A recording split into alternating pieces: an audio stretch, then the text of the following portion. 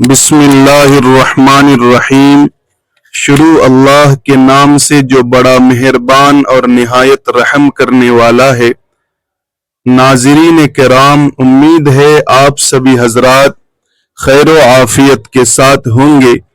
تو دوستو، آئیے آج دل کی گہرائیوں سے ماں باپ کی عظمت اور ان کی مغفرت کے لیے قرآن مجید کی برکات کو محسوس کریں، کیونکہ یہ کلمات نہ صرف روح کو سکون دیتے ہیں بلکہ ایمان کو تازہ کر کے جنت کی خوشبو بکھیرتے ہیں، اور ہر لفظ میں اللہ کی رحمت کا نزول پوشیدہ ہے جو پڑھنے والے کو ماں باپ کی دعاؤں کی یاد دلاتا ہے۔ تمام تعریفیں اللہ کے لیے ہے جس نے ہمیں ماں باپ جیسی بے مثال نعمت عطا فرمائی۔ ماں وہ ہستی ہے جس کے قدموں کے نیچے جنت ہے، اور باپ وہ سایہ جو اولاد کے لیے دیوار رحمت ہے۔ اگر اپنے ماں باپ سے پیار ہو تو ایک بار قرآن کریم کی یہ سورت ضرور پڑھ لینا۔ جو اس سورت کو پڑھے گا اس کے ماں باپ کے گناہ مٹ جاتے ہیں۔ دوسری بار پڑھنے سے عذاب قبر مٹ جاتا ہے۔ تیسری بار پڑھنے سے جنت میں سونے کا محل بن جاتا ہے۔ وہ سورت مبارکہ یہ ہے، ناظرین ذرا تصور کریں، حضرت جبرائیل علیہ السلام جو سب سے عظیم فرشتے ہیں، وہی جبرائیل جو وحی لے کر آتے ہیں، جب وہ محبوب خدا محمد مصطفیٰ صلی اللہ علیہ وسلم کی خدمت میں حاضر ہو کر فرماتے ہیں، جو شخص قرآن مجید کی یہ سورت پڑھے گا اس کے ماں باپ کے گناہ مٹ جاتے ہیں۔ کیا یہ کمال نعمت نہیں؟ کیا یہ قرآن کریم کا اعجاز نہیں؟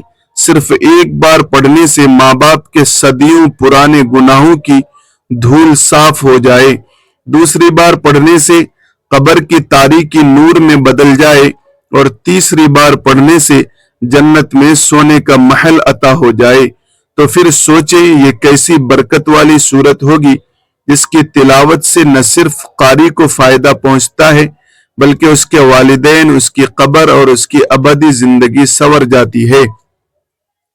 افسوس ان دلوں پر جو قرآن کریم کو محض جزدان میں لپیٹ کر رکھتے ہیں، اور مبارک ہیں وہ دل جن کے سینوں میں یہ نور اترتا ہے۔ اس صورت مبارکہ کو اپنی زندگی کا حصہ بنا لیں تاکہ نہ صرف ہمارا انجام بہتر ہو بلکہ ہمارے ماں باپ کے لیے وہ بخشش کا سامان بن جائے۔ اللہ قرآن پاک میں فرماتا ہے، اور تیرے رب نے حکم دیا ہے کہ اس کے سوا کسی کی عبادت نہ کرو اور ماں باپ کے ساتھ بھلائی کرو۔ سورہ بنی اسرائیل آیت نمبر 23۔ ایک روز جبرائیل علیہ السلام وحی لے کر نبی صلی اللہ علیہ وسلم کے پاس حاضر ہوئے اور خوشخبری سنائی کہ اے محمد، آپ کا جو امتی قرآن پاک کی یہ بابرکت سورت ایک بار پڑھتا ہے تو اس کے والدین کے تمام گناہ مٹ جاتے ہیں، دوسری بار پڑھتا ہے تو اسے قبر کا عذاب نہیں ہوگا، تیسری بار پڑھنے سے اس کے لیے جنت میں ایک محل تیار ہو جاتا ہے۔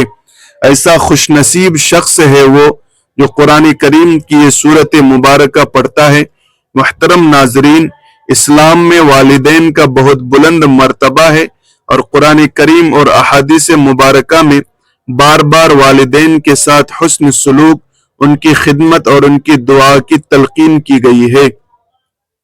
والدین خود اس دنیا سے رخصت ہو چکے ہوں یا زندہ ہوں، ان کے لیے دعائیں مغفرت کرنا، صدقہ جاریہ اور نیک اعمال کے ذریعے ان کو فائدہ پہنچانا اولاد کی سب سے بڑی ذمہ داری ہے، اور خاص طور پر قرآن کریم کی تلاوت والدین کی مغفرت اور ان کے درجات کی بلندی کا بہترین ذریعہ ہے۔ آج کی اس ویڈیو میں ہم آپ کے ساتھ قرآن کریم کی ایک ایسی سورت مبارکہ شیئر کرنے جا رہے ہیں کہ جس کو ایک مرتبہ اگر آپ پڑھ لیں گے تو اللہ تبارک و تعالی آپ کے فوت شدہ والدین کی مغفرت فرما دے گا، ان کے تمام گناہوں کو ختم کر دے گا۔ اگر آپ اس بابرکت سورت مبارکہ کو دوسری مرتبہ پڑھ لیں گے تو اللہ تبارک و تعالی قبر کے شدید عذاب سے ان کی حفاظت فرمائے گا۔ اگر تیسری مرتبہ اس بابرکت سورت کی تلاوت کریں گے تو اللہ تبارک و تعالی جنت میں ایک عالی شان محل عطا فرمائے گا۔ جو کہ سونے کا بنا ہوا ہوگا۔ تو آپ سے گزارش ہے کہ اس ویڈیو کو آخر تک دیکھیے گا تاکہ آپ بھی اولاد ہونے کی ذمہ داری کو پورا کر سکیں اور اس صورت کے ذریعے اپنے فوت شدہ والدین کی مغفرت کروا سکیں، انہیں عذاب قبر سے نجات دلوا سکیں اور جنت میں سونے کے محلات کا انہیں حقدار بنوا سکیں۔ ماں باپ کی خدمت اللہ کی رضا کا ذریعہ ہے اور ان کی نافرمانی رب کی ناراضی کا سبب ہے۔ حضور پاک صلی اللہ علیہ وسلم نے فرمایا، اللہ کی رضا والد کے راضی ہونے میں ہے اور اللہ کی ناراضگی والد کے ناراض ہونے میں ہے۔ ترمذی شریف سیدنا عبد الرحمن بن عوف رضی اللہ تعالی عنہ بیان کرتے ہیں کہ سرکار دو عالم صلی اللہ علیہ وسلم نے فرمایا کہ حضرت جبرائیل علیہ السلام سے میری ملاقات ہوئی تو انہوں نے مجھے خوشخبری سنائی، بے شک اللہ تبارک و تعالی آپ سے ارشاد فرماتے ہیں کہ جو آپ کا امتی یہ عمل کرے گا تو میں اس پر رحمت نازل کروں گا اور اس کے والدین کے پچھلے سارے گناہوں کو معاف کر دوں گا۔ آپ کا امتی دوبارہ یہ عمل کرے گا تو اللہ تبارک و تعالی فرماتے ہیں کہ میں اس پر سلامتی نازل کروں گا اور ان کی اولاد کی سلامتی اور مرتے وقت آسانی عطا کروں گا اور جنت میں محل عطا کروں گا۔ اس پر نبی کریم حضرت محمد مصطفیٰ صلی اللہ علیہ وسلم نے اللہ تبارک و تعالی کی بارگاہ میں سجدہ شکر ادا کیا، کیونکہ اس عمل کو کرنے سے جہنم سے نجات ہو جاتی ہے اور جنت پاس آ جاتی ہے۔ اب ہم اس بابرکت عمل کو ایک واقعے کے ذریعے بیان کرتے ہیں۔ حضرت عبد الرحمن بن عوف رضی اللہ تعالی عنہ فرماتے ہیں کہ رسول اکرم صلی اللہ علیہ وسلم کی بارگاہ رسالت میں ایک مرتبہ ایک شخص حاضر ہوا اور عرض کرنے لگا، یا رسول اللہ، ایک نوجوان پر سکرات الموت کی حالت ہے، اس کو کلمہ پڑھنے کے لیے کہا جاتا ہے لیکن اس کی زبان نہیں چلتی۔ حضور اکرم صلی اللہ علیہ وسلم نے فرمایا، کیا وہ زندگی میں کلمہ نہیں پڑھتا تھا؟ عرض کیا کہ یا رسول اللہ صلی اللہ علیہ وسلم، پڑھتا تو تھا۔ آپ صلی اللہ علیہ وسلم نے فرمایا کہ زندگی میں پڑھتا تھا تو پھر موت کے وقت کس چیز نے اسے روک دیا ہے؟ اتنا فرما کر اللہ کے حضور صلی اللہ علیہ وسلم اٹھ کھڑے ہوئے اور صحابہ کرام بھی حضور اکرم صلی اللہ علیہ وسلم کے ہمراہ چل پڑے اور حضور اکرم صلی اللہ علیہ وسلم اس نوجوان کے مکان پر تشریف لائے اور فرمایا کہ اے لڑکے، کہو لا الہ الا اللہ۔ لڑکے نے عرض کی کہ یا رسول اللہ صلی اللہ علیہ وسلم، زبان نہیں چلتی۔ حضور اکرم صلی اللہ علیہ وسلم نے پوچھا کہ یہ کیا بات ہے؟ عرض کیا کہ یا رسول اللہ صلی اللہ علیہ وسلم، ماں کی نافرمانی کے بعد حضور اکرم محمد مصطفیٰ صلی اللہ علیہ وسلم نے پوچھا کہ کیا تیری ماں زندہ ہے؟ کہاں ہے؟ گویا حضور اکرم صلی اللہ علیہ وسلم نے اس کے والدہ کو بلایا اور فرمایا، کیا یہ تیرا لڑکا ہے؟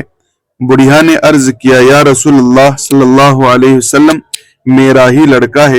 حضور اکرم علیہ السلام نے فرمایا، اگر آپ کا دہکتا ہوا تندور ہو اور تم سے کہا جائے کہ لڑکے کو معاف کر دو ورنہ تیرے سامنے اس آگ میں تیرے لڑکے کو ڈال دیا جائے گا، تو بتاؤ تم کیا کرو گی؟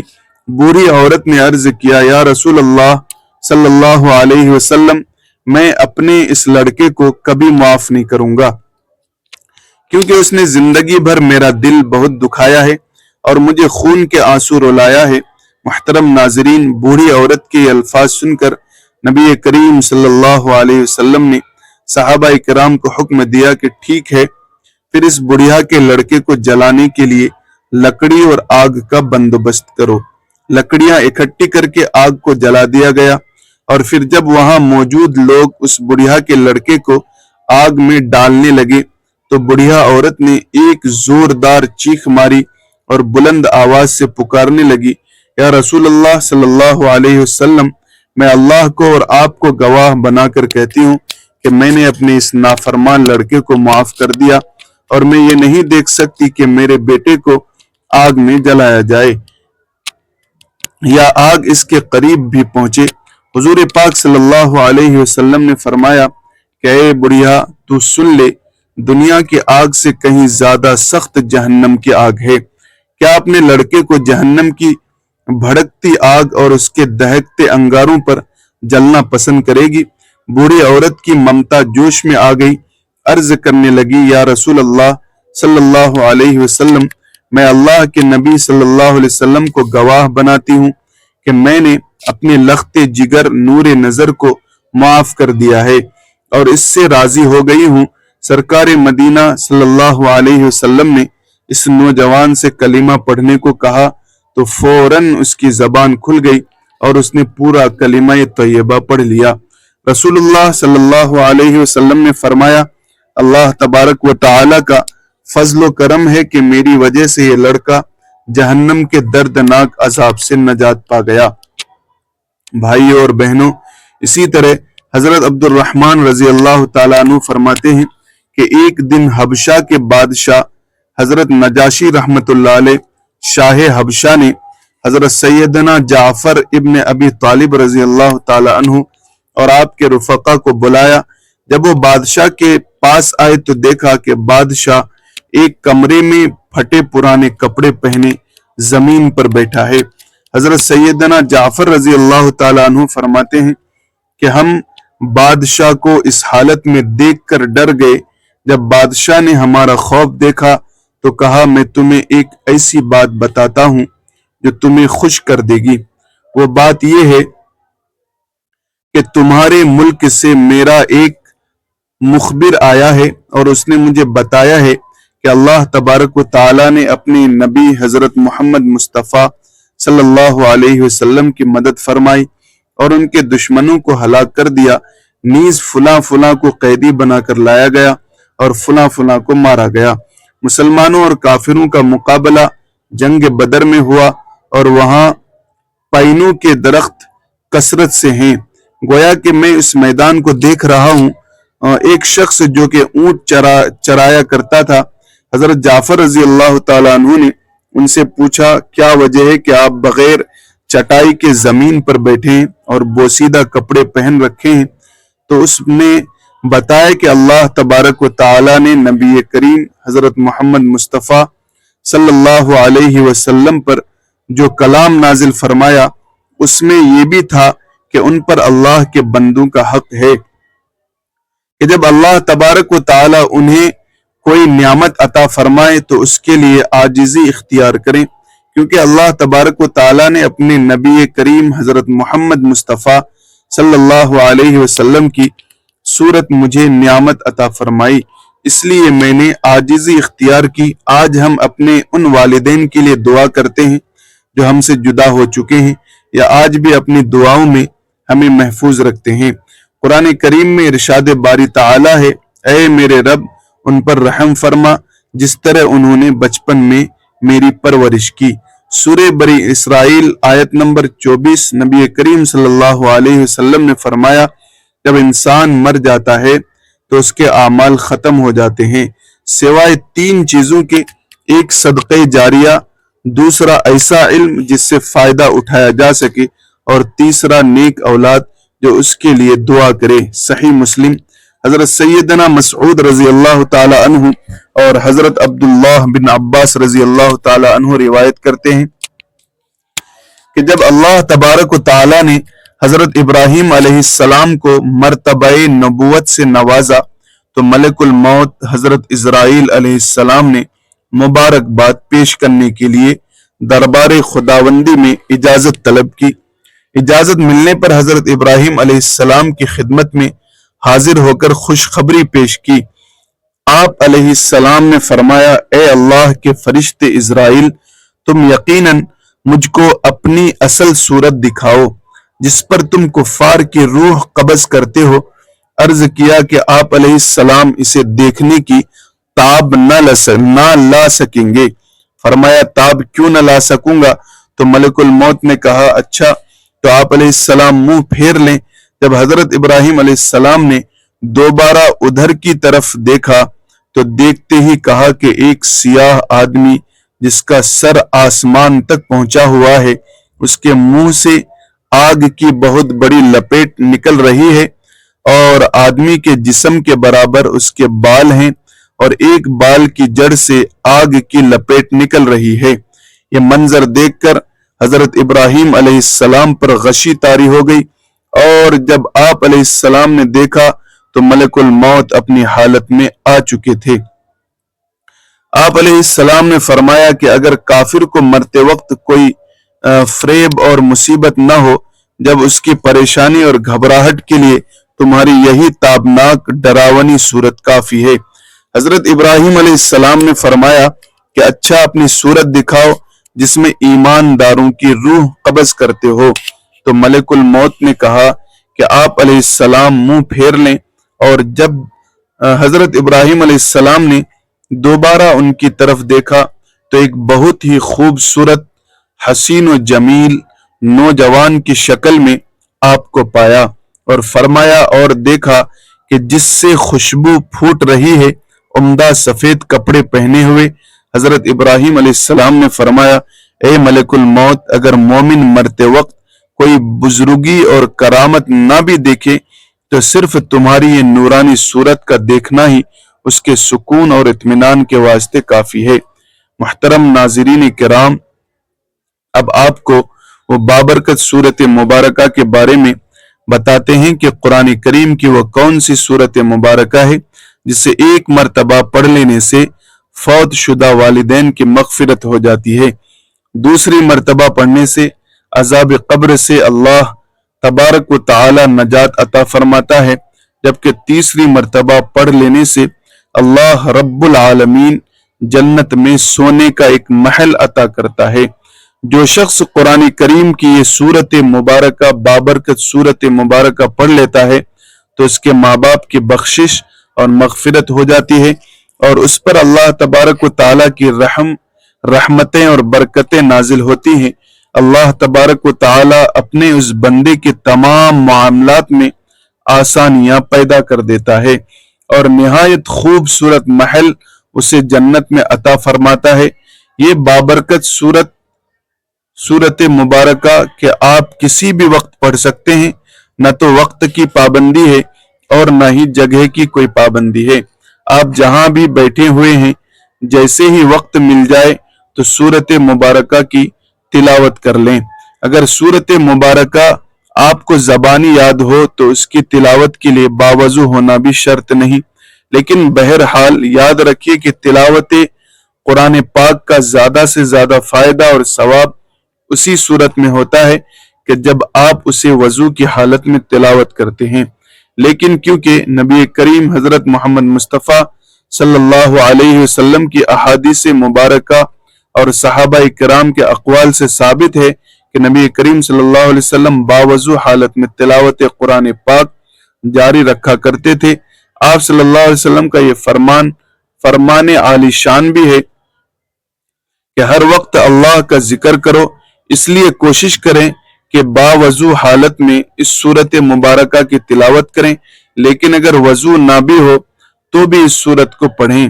اس صورت مبارکہ کے عمل کے لیے آپ نے سب سے پہلے درود پاک پڑھ لینا ہے، اور درود پاک آپ کوئی سا بھی پڑھ سکتے ہیں، لیکن کوشش کیجیے گا کہ درود ابراہیمی یعنی نماز والا درود پڑھیں جو کہ ہم نماز کے درمیان پڑھتے ہیں، کیونکہ یہ سب سے افضل ترین درود پاک ہے۔ حضرت امام حسن رضی اللہ تعالیٰ عنہ فرماتے ہیں کہ جب بھی آقا دو جہاں صلی اللہ علیہ وآلہ وسلم پر درود پڑھو تو خوش دلی کے ساتھ، خشوع خضوع کے ساتھ پڑھیں، اس لیے کہ نبی کریم صلی اللہ علیہ وسلم خود درود سنتے ہیں، اس لیے جب بھی درود پڑھا جائے تو اسے پرسکون حالت میں پڑھنا چاہیے، خوش دلی کے ساتھ اور محبت کے ساتھ پڑھنا چاہیے۔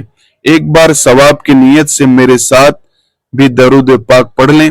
اللہم صلی علی محمد وعلی آل محمد کما صلیت علی ابراہیم وعلی آل ابراہیم انک حمید مجید۔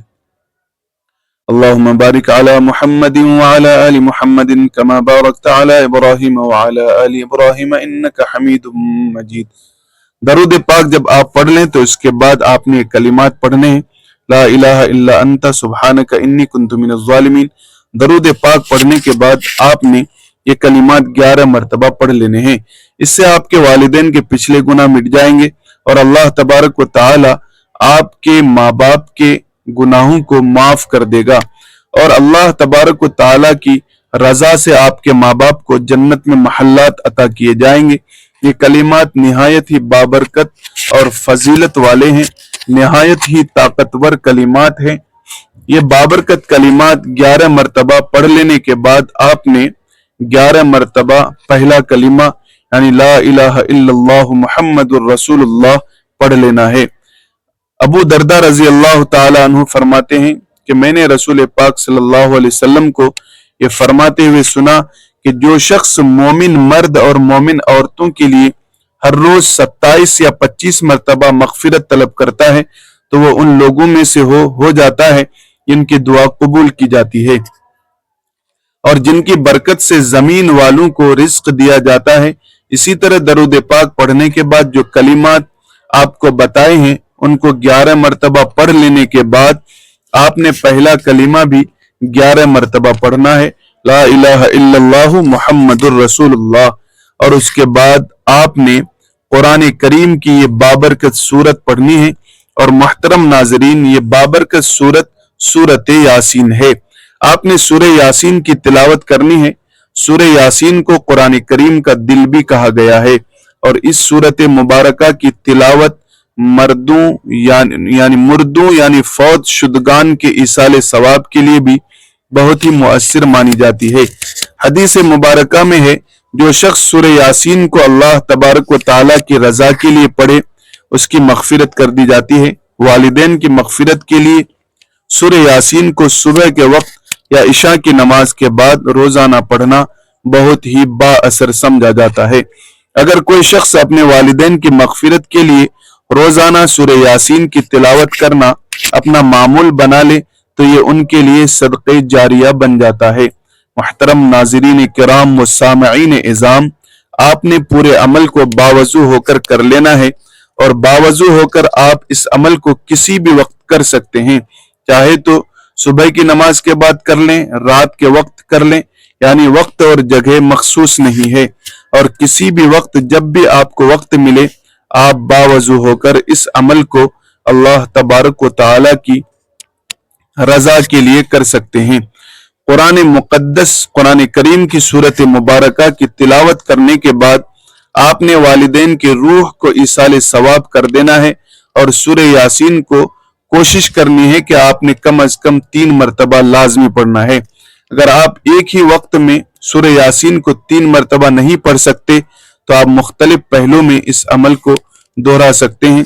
यानी आप चाहें 1 मरतबा सुबह के वक्त दरूद पाक पढ़कर 11 मरतबा जो कलिमात आपको बताए हैं वो पढ़ लें, फिर 11 मरतबा पहला कलिमा तैयब पढ़ लें, ला इलाहा इल्लल्लाह मुहम्मदुर रसूलुल्लाह, और फिर उसके बाद 1 मरतबा सूरह यासीन की तिलावत कर लें।